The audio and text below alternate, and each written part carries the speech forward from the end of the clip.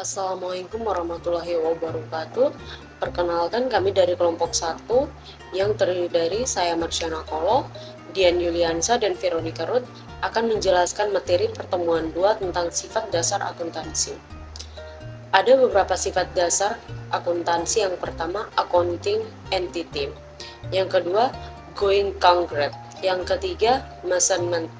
Yang keempat, time period. Yang kelima, monetary unit. Yang keenam, accrual. Berikutnya exchange price dan proximants. Yang kesembilan, adjustment. Yang ke-10, general purpose. Yang ke-11, intervention statement dan maturity. Di sini saya akan menjelaskan mengenai siklus akuntansi. Yang pertama, transaksi.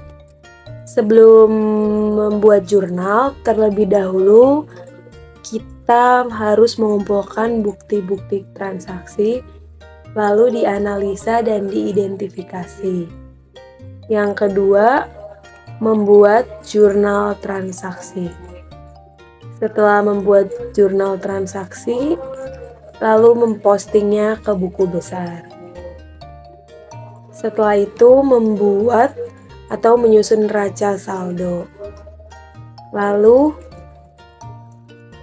membuat jurnal penyesuaian. Dan setelah membuat jurnal penyesuaian, membuat kembali neraca saldo tetapi setelah disesuaikan. Setelah membuat neraca saldo setelah penyesuaian, di sini kita akan menyusun laporan keuangan.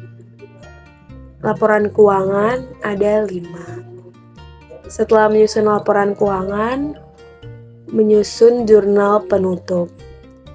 Setelah itu membuat neraca saldo setelah penutupan, dan yang terakhir membuat jurnal pembalik. Bukti transaksi. Transaksi adalah setiap kejadian yang mengubah posisi keuangan dan hasil usaha perusahaan. Setiap transaksi harus mempunyai bukti. Bukti yang mendukung laporan keuangan dapat digolongkan dalam berbagai jenis.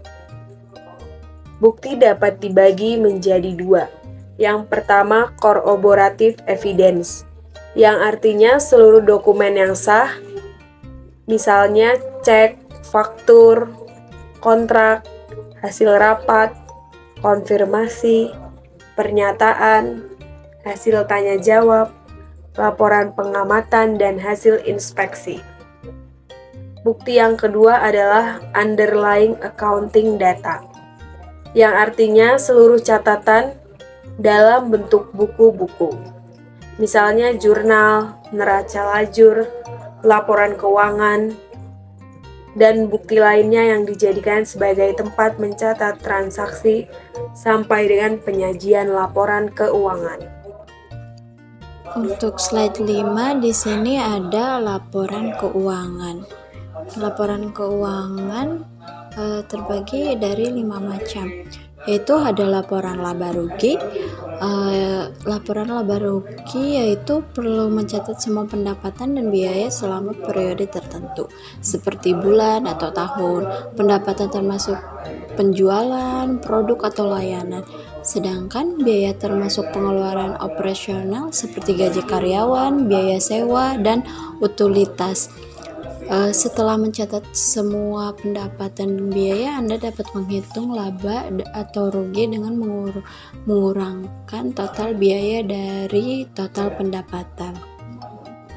Terus ada laporan perubahan modal, yaitu mencatat semua perubahan dalam ekuitas pemilik perusahaan selama periode waktu tertentu, seperti bulan atau tahun. Ini juga mencakup modal awal, investasi tambahan, pengambilan laba, dan pengeluaran dividen. Laporan ini juga mencatat pengaruh laba atau rugi bersih pada ekuitas pemilik. Dengan menyusun laporan ini, pemilik dan pemangku kepentingan lainnya dapat melihat bagaimana modal perusahaan berkembang dari waktu ke waktu. Terus ada laporan keuangan atau yang sering disebut balance sheet. adalah ringkasan dari aset, kewajiban, dan ekuitas pemilik sebuah perusahaan pada suatu titik waktu tertentu. Ini memberikan gambaran tentang seberapa sehat keuangan perusahaan dengan menunjukkan apa yang dimiliki atau aset, apa yang harus dibayarkan atau kewajiban, dan seberapa banyak yang dimiliki oleh pemilik, yaitu ekuitas. Terus ada laporan arus kas, yaitu menyajikan arus masuk dan keluar uang sebuah perusahaan selama periode waktu tertentu. Intinya, laporan ini mengungkapkan sumber dan penggunaan kas, termasuk dari kegiatan operasional, investasi, dan pendanaan. Untuk yang terakhir ada catatan atas laporan keuangan, itu memberikan detail dan penjelasan tambahan tentang informasi yang disajikan dalam laporan keuangan utama. Intinya, catatan ini menjelaskan metodologi pengukuran, kebijakan akuntansi, peristiwa signifikan, dan informasi tambahan lainnya yang membantu pembaca dalam memahami dan menganalisis laporan keuangan. Sekian dari kelompok 1, mohon maaf kalau ada kata yang salah. Assalamualaikum warahmatullahi wabarakatuh.